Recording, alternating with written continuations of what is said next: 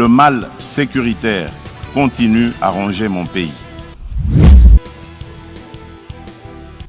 C'est le cas actuellement du Rwanda qui, au mépris du droit international, de la charte de l'ONU et de l'acte constitutif de l'Union africaine, a une fois de plus non seulement agressé en mars dernier la République démocratique du Congo par des incursions directes de ses forces armées, les RDF, mais aussi occupe des localités de la province du Nord Kivu par un groupe armé terroriste interposé, le mouvement du 23 mars, dit M23, auquel il apporte un soutien massif, tant en matériel de guerre qu'en hommes de troupes.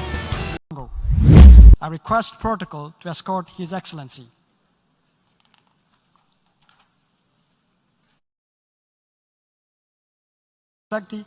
President of the Democratic Republic of Congo, to invite him to address the General Assembly.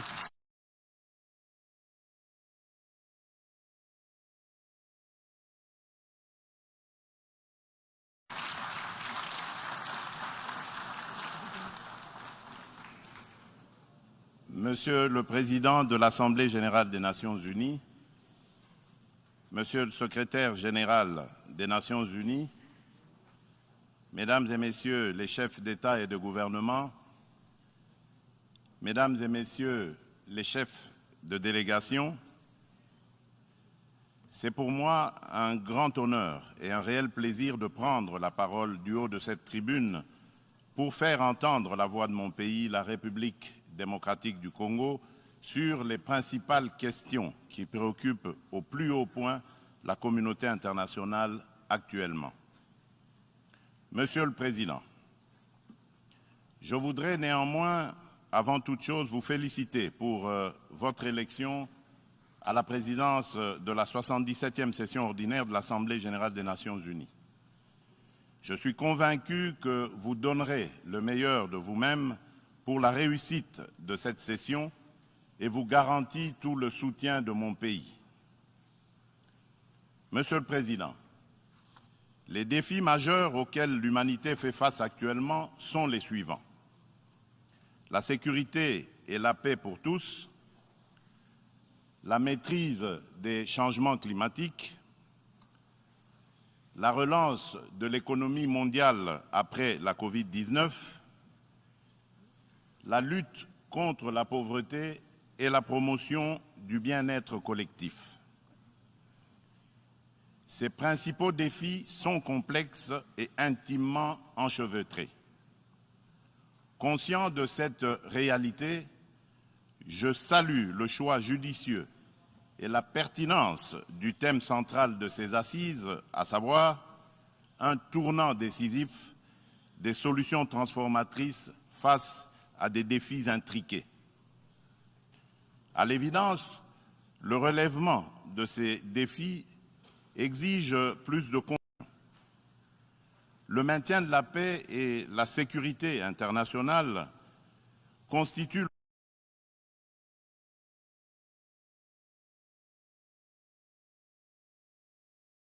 fondement et l'objectif primordial de la création de l'Organisation des Nations unies. Ni l'indifférence, ni l'immobilisme, ni l'attentisme de sa part ne sont par conséquent admissibles face à toute menace contre la paix et la sécurité internationale. À ce jour, la question de la sécurité et de la paix internationale se cristallise autour de la lutte contre le terrorisme ainsi que l'extinction des foyers de tension en Europe et en Afrique. En effet, le terrorisme n'a épargné aucun continent.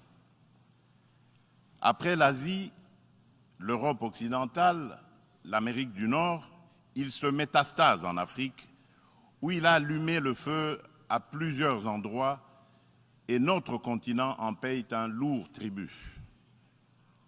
Au Sahel, à l'Est, à l'Ouest, au centre et au sud de ce continent, les terroristes tuent par des expéditions barbares des populations innocentes et déstabilisent des États au nom de l'intégrisme religieux. Certes, des progrès remarquables ont été accomplis au Moyen-Orient dans la lutte contre ce fléau qui a battu de l'aile. Cependant, ce fléau est loin de s'essouffler et encore moins d'être éradiqué de notre planète. C'est pourquoi la République démocratique du Congo, une des victimes africaines de ce terrorisme, est membre de la coalition globale contre l'État islamique, interpelle la coalition et de celle du processus d'Aqaba. Les réactions, les déclarations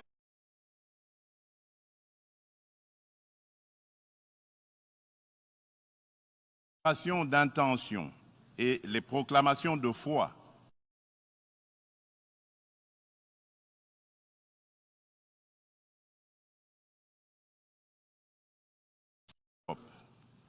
La guerre entre la Russie et l'Ukraine est une plaie béante dont le saignement atteint même l'Afrique lointaine et perturbe le commerce international à cause des dégâts collatéraux importants, notamment en matière d'approvisionnement en produits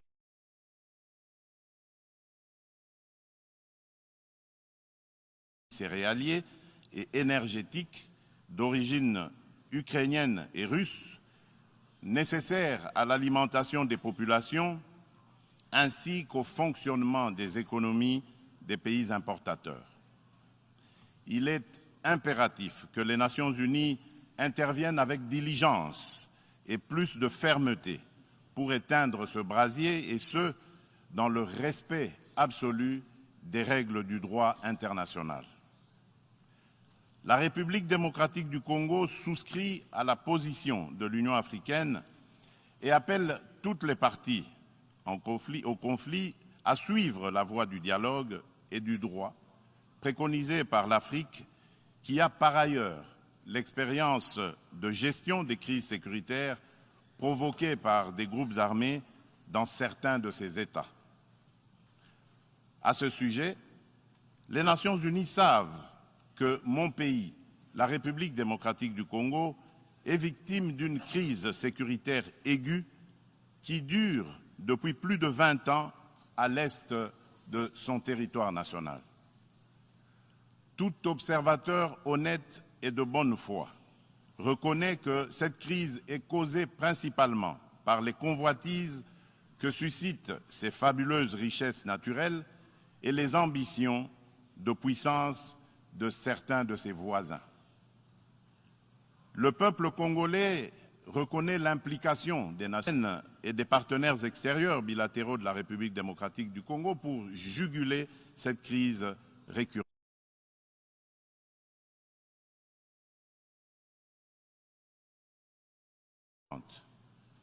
Il leur en est reconnaissant et s'incline devant le sacrifice de vaillants soldats de la paix qui ont perdu leur vie au front. En dépit des efforts internes inlassables, de la présence militaire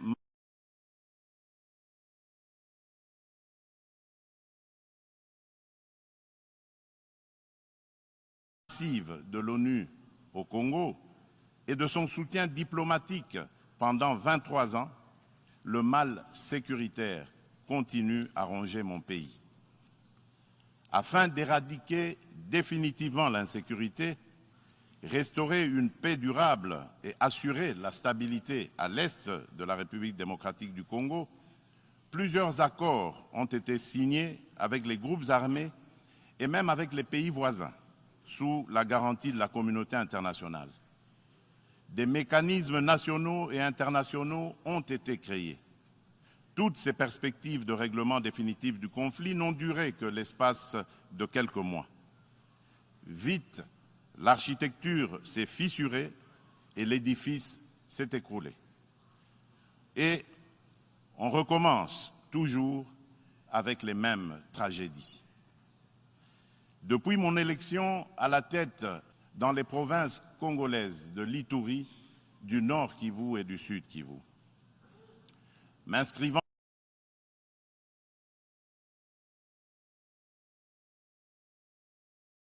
dans une philosophie de réconciliation avec nos voisins, je n'ai ménagé aucun effort pour rassurer les chefs d'État des pays limitrophes et restaurer la confiance entre nous, notamment par la concertation permanente sur des questions d'intérêt commun, la conclusion d'accords de coopération sécuritaire et de partenariat économique et la réalisation de projets de développement pour nos populations respectives. En dépit de ma bonne volonté, remercié par l'agression et le soutien des groupes armés terroristes qui ravagent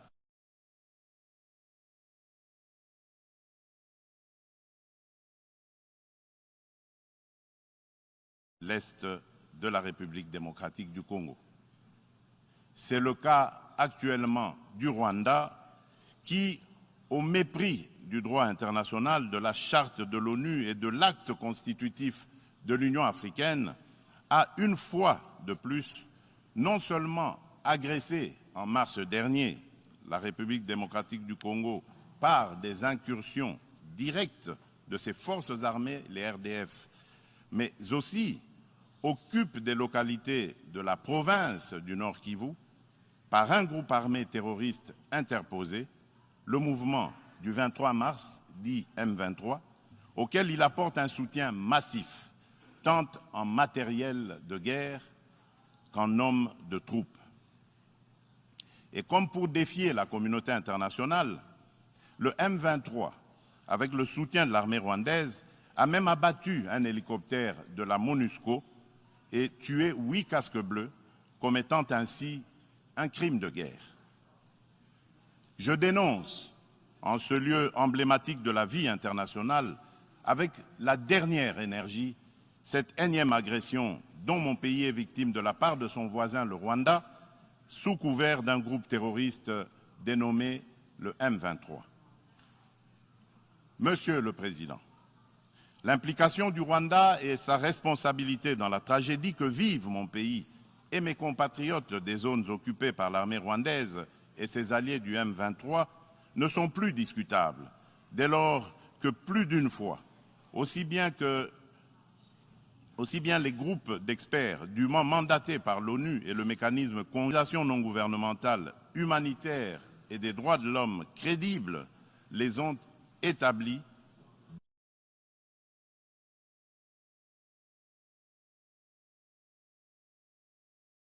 dans des rapports documentés et objectifs à la limite du scientifique. Au demeurant, pour éclairer la communauté congolaise, réitère sa demande au président du Conseil de sécurité de distribuer officiellement aux membres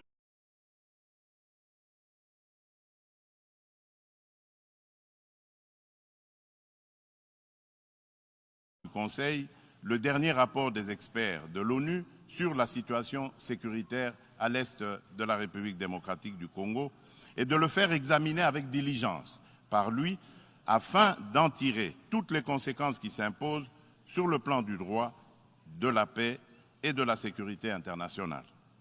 Il y va de l'image et de la crédibilité de notre organisation. Procéder autrement serait, d'une part, encourager le Rwanda à poursuivre son agression, ses crimes de guerre et ses crimes contre l'humanité en République démocratique du Congo, et d'autre part, nourrir davantage la suspicion légitime des Congolais sur l'impartialité de l'ONU, ainsi que la complicité de certains de ses membres dans ces crimes. C'est pour mettre fin à cette suspicion et dissiper l'ambiguïté de certaines positions du Conseil de sécurité sur la crise sécuritaire à l'est de la RDC, ambiguïté qui excède la population congolaise et exacerbe la tension entre elle et la mission de l'ONU pour la stabilisation du Congo, la MONUSCO, que le gouvernement de mon pays a demandé la réévaluation du plan de retrait progressif et responsable de cette mission. Cette démarche d'ajustement est exigée par le constat unanime, même au niveau le plus élevé de notre organisation, des faiblesses regrettables de la MONUSCO, ce qui affecte certainement l'efficacité et la légitimité de l'action ne peut par conséquent nullement remettre en cause les relations entre mon pays et notre organisation.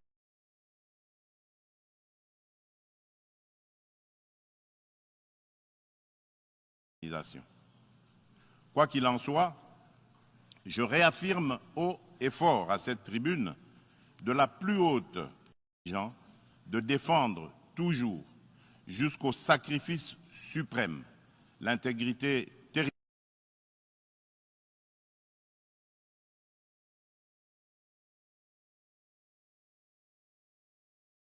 territoriale, l'indépendance et la souveraineté de leur pays, dans le respect, bien sûr, du droit international et des engagements pris au sein des organisations internationales dont il est membre. C'est ici le lieu pour moi de préciser que l'État congolais et la société civile ne permettront jamais à quiconque de tenir le discours de la haine tribale, ethnique et raciale ou xénophobe dans notre pays. La Constitution de la République et les lois congolaises interdisent un tel discours et le sanctionnent sévèrement. Nul ne peut donc prétexter de ce discours imaginaire pour justifier des aventures criminelles au Congo, diviser les Congolais et fragiliser l'unité nationale à laquelle tous mes compatriotes tiennent. La République démocratique du Congo n'est pas et ne sera jamais génocidaire. De même,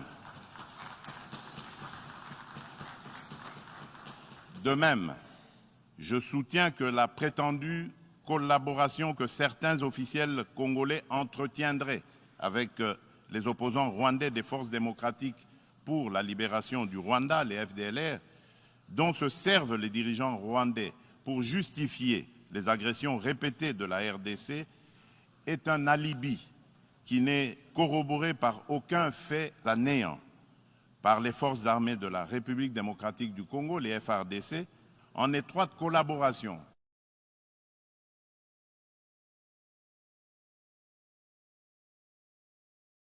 avec l'armée rwandaise dans le cadre des opérations conjointes menées il y a quelques années. La République démocratique du Congo a en outre rapatrié plusieurs éléments des FDLR et leurs familles. Dès lors, les Congolais se demandent de quel FDLR parle-t-on?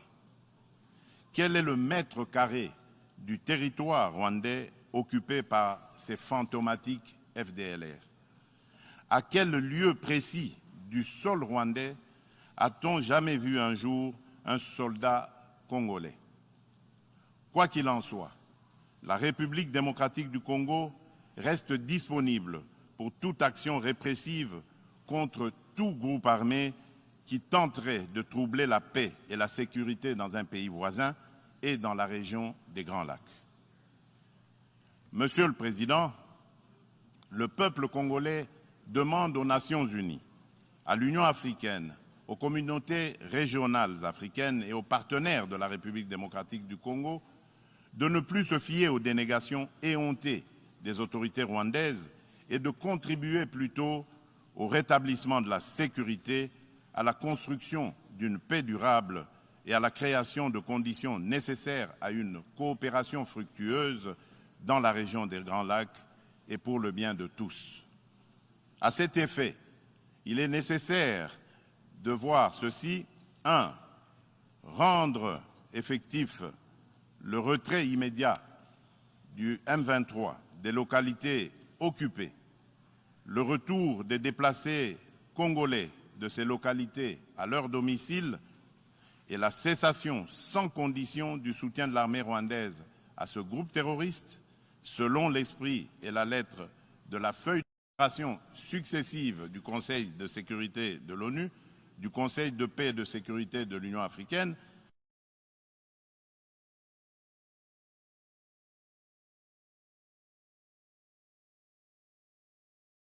de la Communauté d'Afrique de l'Est, la CAE, et de la Communauté pour le développement de l'Afrique australe, la SADC.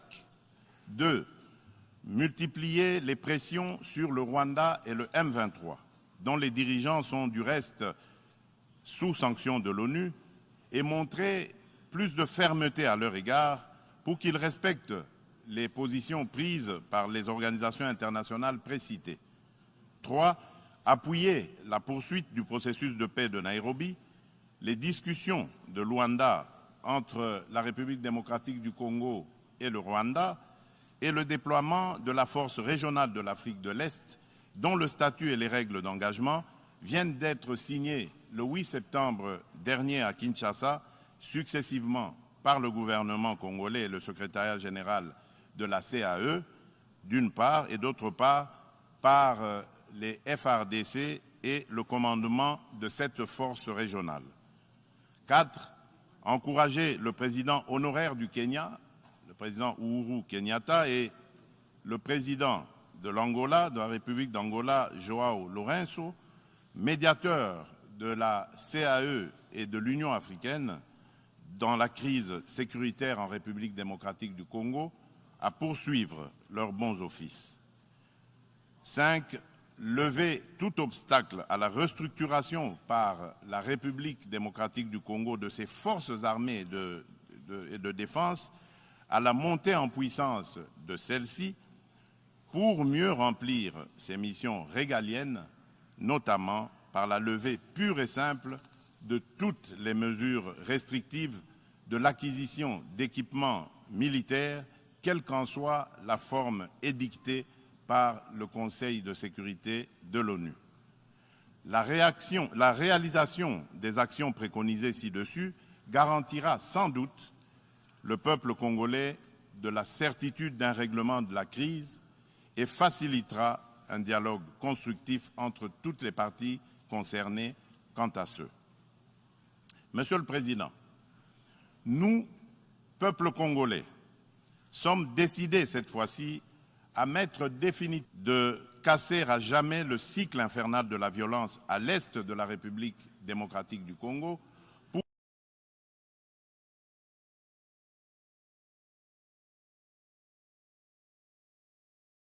pour stabiliser la région des Grands Lacs afin de tirer le plus grand bénéfice de ses potentialités économiques ainsi que de sa riche. Ces changements posent deux problèmes fondamentaux, à savoir la mise en œuvre d'un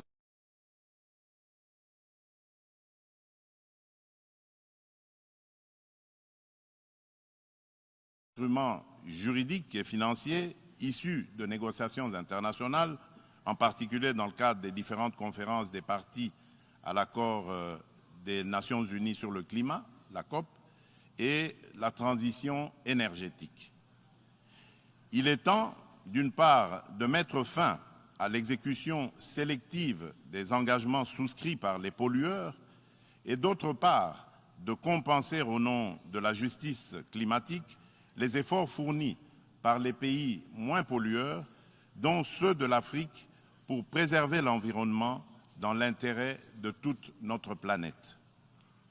Quant à la transition énergétique, l'Afrique regorge suffisamment de sources d'énergie renouvelables et de matières premières susceptibles de contribuer à la mobilisation des alternatives crédibles à la double crise énergétique et écologique.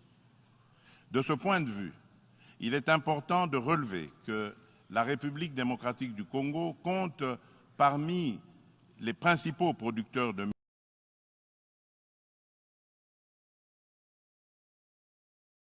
minerais stratégiques essentiels à la transition énergétique et à la décarbonisation le cobalt, le lithium, le nickel ainsi que le manganèse. Mon pays s'est fixé comme objectif de produire proprement les 10 minerais à cette fin.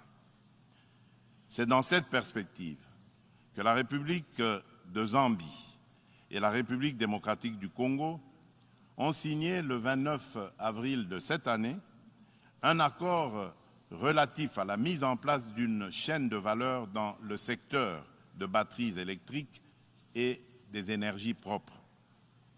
Il va sans dire, au vu de l'importance des investissements que requiert la réalisation d'un tel projet, que l'implication des partenaires est particulièrement indispensable, notamment en termes d'apport en capitaux et en technologies adaptées.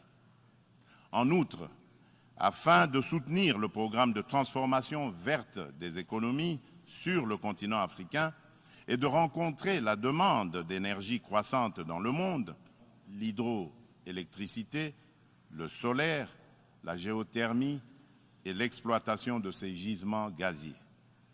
De ce fait, la République démocratique du Congo se présente comme un atout à la réalisation de l'agenda 2063 de l'Union africaine à travers la mise en œuvre du projet Grand Inga, lequel pourrait également s'avérer bénéfique pour une partie de l'Europe et du Moyen-Orient. C'est dans cette perspective qu'elle est heureuse d'abriter les travaux préparatoires de la 27e conférence des parties sur le climat, la pré-COP 27, qui se tiendront à Kinshasa le mois prochain. Monsieur le Président, je saisis cette opportunité pour apporter de la lumière sur le volet environnemental de l'appel d'offres lancé le 28 juillet dernier par mon pays pour l'exploration de ces 27 blocs pétroliers et 3 blocs gaziers, appel qui semble faire inutilement polémique sur la place publique internationale. À ce sujet, il convient de rappeler qu'aucun instrument juridique international pertinent ratifié par la République démocratique du Congo ne lui interdit d'exploiter ses ressources naturelles pour cause de protection de l'environnement ou par crainte de l'aggravation du réchauffement de la planète. Ensuite, l'accord de Paris de 2015 reconnaît aux pays en voie de développement le droit d'émettre le CO2 pour le développement, mais en prenant des précautions. Ainsi, le gouvernement de la République démocratique du Congo s'est fixé comme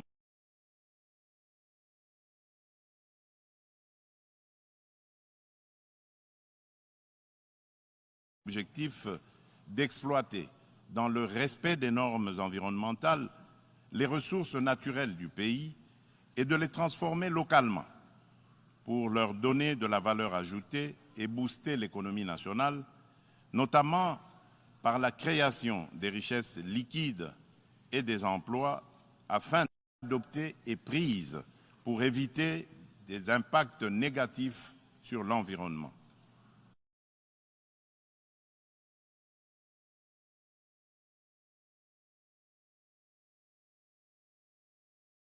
Elle prévoit, à l'instar d'autres pays d'Afrique et d'Europe qui ont relevé ce défi, l'exercice de contrôles gouvernementaux efficaces. Il est question pour la République démocratique du Congo d'atteindre ses objectifs économiques et sociaux en préservant ses forêts et en continuant de demeurer le pays solution pour la lutte contre le réchauffement climatique. Mon pays reste ouvert à la coopération avec tout partenaire disposé à l'aider à l'atteindre ses objectifs. Sur le plan économique, le pari à gagner est celui de donner les chances de redressement aux économies des pays affaiblis par les effets collatéraux des changements climatiques et du coronavirus, afin de promouvoir une croissance économique mondiale équilibrée et de stopper l'aggravation de la pauvreté dans les pays en développement.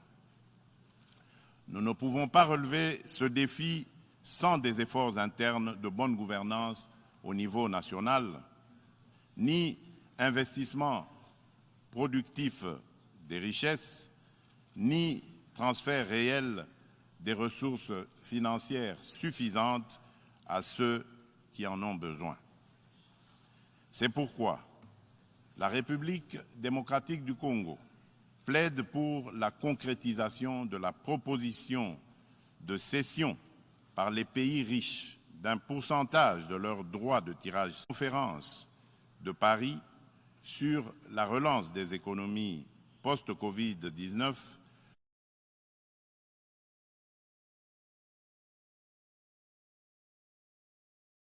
du mois de mai 2021 et appuyé par un engagement ferme du sommet du G20 d'octobre de la même année à Rome. En tout cas, toute facilité d'accès aux ressources additionnelles en faveur des pays éprouvés par les changements climatiques et la Covid-19 sera la bienvenue. De même, l'allègement du fardeau de la dette des pays à faible revenu devra demeurer une préoccupation permanente qu'il convient d'intégrer difficile par suite des effets pervers de la pandémie de Covid-19, la République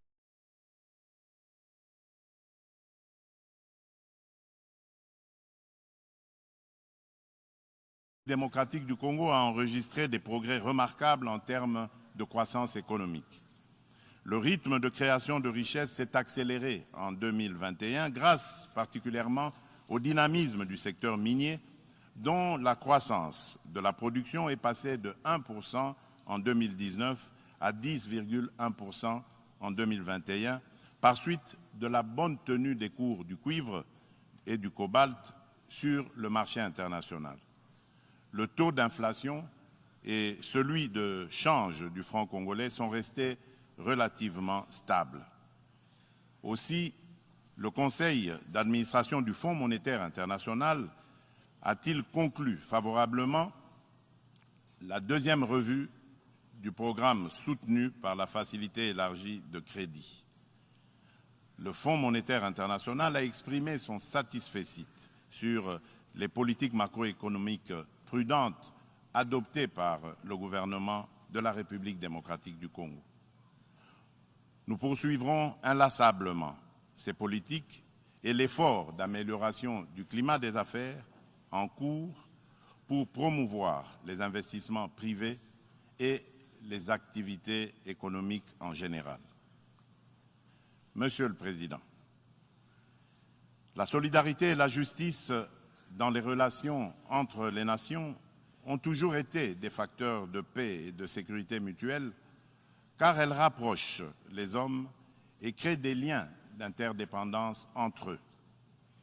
À cet effet, la lutte contre la pauvreté et la promotion du bien-être collectif sont des digues. La République démocratique du Congo se félicite de l'action collective menée par la communauté internationale contre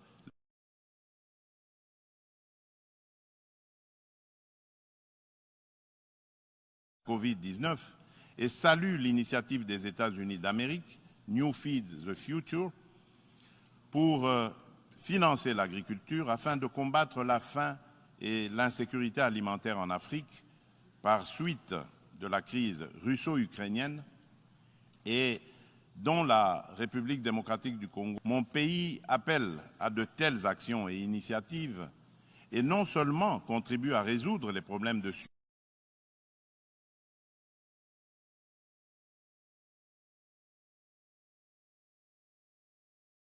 survie au quotidien et à créer des emplois accessibles au plus grand nombre, mais aussi distribue des revenus et du pouvoir d'achat à la base.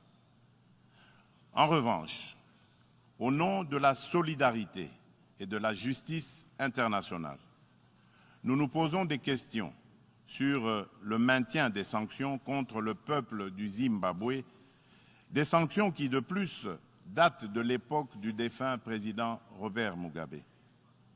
Pourquoi notre organisation est-elle si silencieuse et si indifférente à cette injustice à la limite du crime contre un peuple innocent?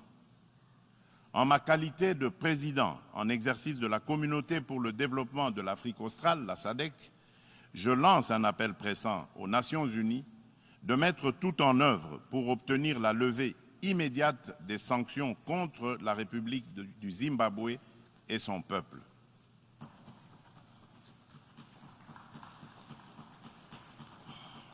Monsieur le Président, dans ce monde multipolaire, aucun pays, aussi puissant et riche soit-il, ne peut prétendre affronter seul les défis que je viens d'exposer ci-dessus et encore moins les relever dans l'intérêt de tous.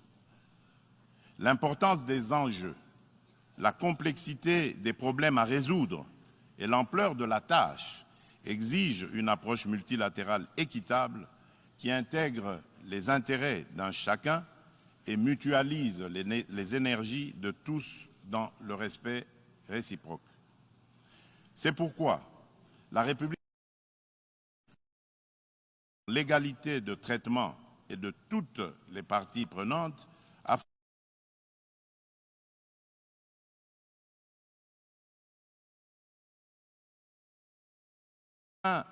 de créer des espaces de dialogue et de coopération dont nous avons besoin pour assurer la paix et la sécurité internationale. C'est cela, l'Organisation des Nations Unies que nous voulons. Pour ce faire, il nous faut accorder le bénéfice de l'urgence à la réforme de l'ONU qui semble actuellement marquer le pas.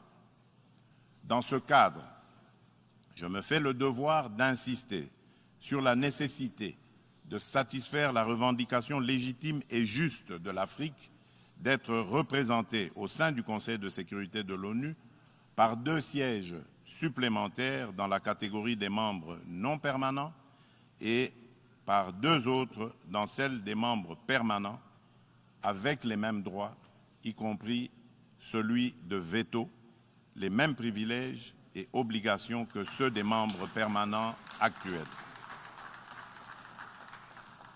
C'est une question de justice à rendre à un continent, mieux à un pan entier de l'humanité dont le rôle ne cesse de s'accroître chaque jour davantage dans la conduite des affaires internationales.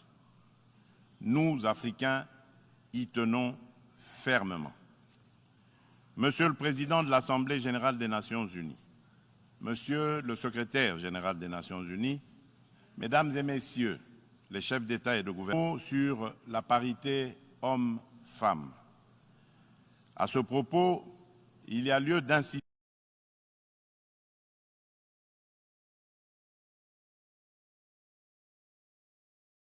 sur la nécessité de poursuivre les efforts en cours, tant au niveau international qu'à celui des États, pour créer des espaces d'égalité du genre et des opportunités de liberté et d'action pour la femme. Pour ce faire, l'implication des hommes dans les politiques de promotion du genre s'avère nécessaire parce que d'une part, l'homme partage la vie avec la femme et d'autre part, depuis des temps immémoriaux, pour des raisons diverses, l'homme s'est forgé une prééminence sur la femme qui lui confère une influence déterminante sur le destin de cette dernière. Nous devons mettre un terme à cette situation de fait. C'est pourquoi, lors de mon mandat à la tête de l'Union africaine, j'ai initié une rencontre des chefs d'État et de gouvernement de l'organisation continentale sous le thème de Conférence des hommes sur la masculinité positive. De ce rendez-vous historique tenu à Kinshasa en 2021, il est sorti une déclaration de l'Union africaine contenant l'engagement des hommes, notamment celui des chefs d'État et de gouvernement, de mettre fin aux violences faites aux femmes et aux filles et apporter des réponses appropriées à cette problématique. Cette déclaration constitue une véritable charte de l'Union africaine pour la femme que je m'attelle à matérialiser en ma qualité de champion de l'Union africaine pour la masculinité positive. C'est dans ce cadre que j'ai entrepris de promouvoir davantage la Congolaise qui occupe aujourd'hui de plus en plus l'avant-plan de la gestion des affaires publiques au sein des institutions politiques, judiciaires et administratives de mon pays. De perception de la femme et de son rôle dans la société, mais aussi dans la prise en charge par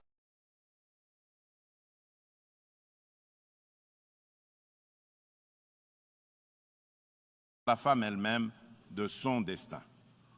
En effet, la parité n'est pas un cadeau fait à la femme, mais une règle de la 77e session ordinaire de l'Assemblée générale. Je vous remercie.